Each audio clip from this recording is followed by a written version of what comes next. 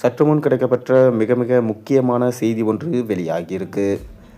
உதயநிதியின் ரகசிய அறை தட்டி தூக்கிய போலீஸ்.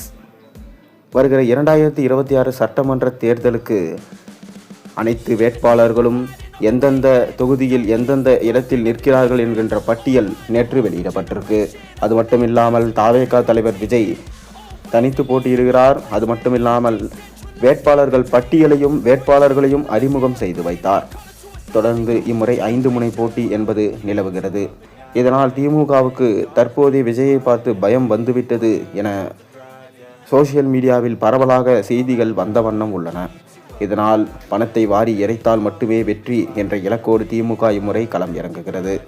மேலும் உதயநிதி ஸ்டாலின் எப்படியாவது இம்முறை வெற்றி பெற்றுவிட வேண்டும், திமுக அரியணையில் 2வது முறை அமர்ந்தால் மட்டுமே மீண்டும் திமுக ஆட்சி அமைக்கும், 10 ஆண்டு காலத்திற்கு திமுகவால் ஆள முடியும், உதயநிதியும் முதலமைச்சர் ஆக முடியும்.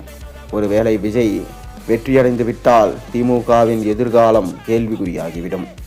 ஸ்டாலின் அவர்களும் அதோடு காணாமல் போய்விடுவார். திமுக கட்சியும் இருக்காது.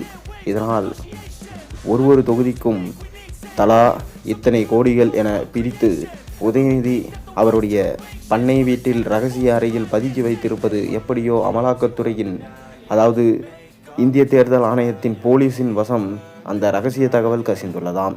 இதனால் உதயநிதியை தட்டி தூக்க போலீஸ் முடிவு செய்துள்ளதாம். இந்திய தேர்தல் ஆணையம், பறக்கும் படையினர் யார் எந்த தொகுதியில் எவ்வளவு பணம் எடுத்து சென்றாலும் உரிய ஆவணத்தை காட்டிய பின்பே அவர்களிடம் ஒப்படைக்கப்படுகிறது.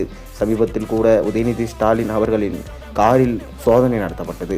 இதற்கு காரணம் அவர்களுக்கு வந்த ரகசிய தகவல்தான் என சொல்லப்படுகிறது. ஆனால் தற்போது பண்ணை வீட்டில் பெரிய அறைக்குள் கட்டுக்கட்டாக பணம் இருப்பது எப்படியோ போலீஸுக்கு தெரிய வந்துள்ளது. இதனால் கூடிய விரைவில் இதற்கான நடவடிக்கை எடுக்க வேண்டும். இல்லை என்றால் பல்வேறு லட்சக்கணக்கான பணங்கள் தமிழகம் முழுவதும் புரளும். அதை ஒவ்வொரு தொகுதிகளுக்கும் சென்று பிடிப்பதை விட நேரடியாக உதயநிதியுடைய ரகசிய அறையை நாம் பிரித்துவிட்டால் இதை அனைத்தையும் தடுத்து விடலாம் என பறக்கும் படையினர் முடிவு செய்துள்ளதாம். அதனால் இனி வரும் காலங்களில் திமுக தலைவர் ஸ்டாலின் மற்றும் உதயநிதி தப்பிக்க முடியாது. பணங்களை எந்த இடத்திற்கும் அவர்களால் பட்டுவாடா செய்ய முடியாது. இதனால் திமுக தோல்வியை பெறும் என்கின்ற தகவல் தற்போது வேகமாக பரவி வருகிறது. ஒருவேளை திமுக இம்முறை தோற்றுவிட்டால் என்னவாகும்? உதயநிதியின் கதை முடிந்ததா? நீங்கள் மறக்காமல் கீழே கமெண்டின் வாயிலாக தெரிவியுங்கள்.